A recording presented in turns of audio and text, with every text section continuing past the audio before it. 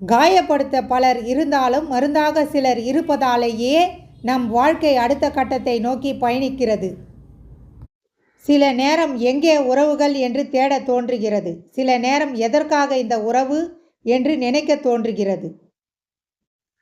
நீ யாருக்கும் இரண்டாவது வாய்ப்பாக இருக்காதே. அவர்கள் உன்னை ஒரு முறை தவறவிட்டால் மீண்டும் உன்னை அணுக முடியாத அளவு உன் அணுகுமுறையை மாற்றிவிடு. உண்மையாக பேசி பழகு. உன்னை சுற்றி ஒருத்தன் இருக்க மாட்டான். பொய்யாக பேசி பழகிப்பார். உன்னை சுற்றி ஒரு கூட்டமே இருக்கும். பத்தினிக்கு துரோகம் செய்த கோவலனும் பங்காளிக்கு துரோகம் செய்த துரியோதனனும் ஆயுள் முடியும் முன்பே அழிந்துதான் போனார்கள். இயற்கையின் சட்டத்திலிருந்து எவரும் தப்ப முடியாது. தாமதமானாலும் தண்டனைகள் வந்து சேரும்.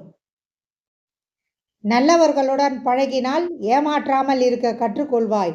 கெட்டவர்களுடன் பழகினால் ஏமாறாமல் இருக்க கற்றுக்கொள்வாய்.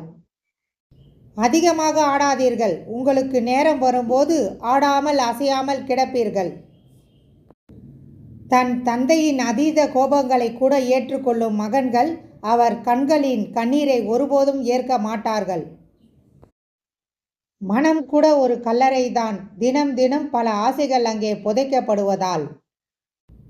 எல்லோருக்கும் பிடிச்ச மாதிரி வாழ முடியாது. யாருக்கும் பிடிக்கலனா சாக முடியாது.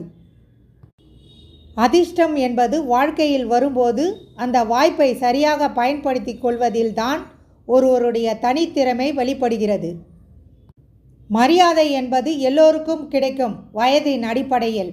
மதிப்பு என்பது சிலருக்கு மட்டுமே கிடைக்கும் செயலின் அடிப்படையில்.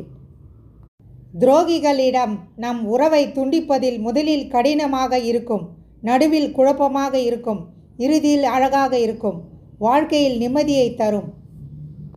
ஒருவர் இப்படித்தான் என மனதால் தீர்மானித்து விட்டால் அவர் நல்லதே செய்தாலும் மனம் குறைகளை மட்டும்தான் தேடும்.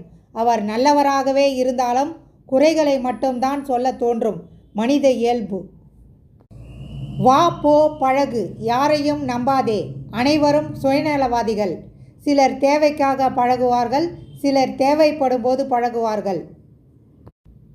எல்லோருக்கும் பிடிச்ச மாதிரி வாழ முடியாது. யாருக்கும் பிடிக்கலனா சாக முடியாது. அதிர்ஷ்டம் என்பது வாழ்க்கையில் வரும்போது அந்த வாய்ப்பை சரியாக பயன்படுத்தி கொள்வதில்தான் ஒருவருடைய தனித்திறமை வெளிப்படுகிறது.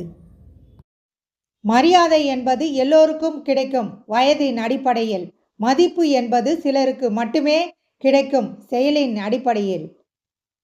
துரோகிகளிடம் நம் உறவை துண்டிப்பதில் முதலில் கடினமாக இருக்கும், நடுவில் குழப்பமாக இருக்கும், இறுதியில் அழகாக இருக்கும், வாழ்க்கையில் நிம்மதியை தரும்.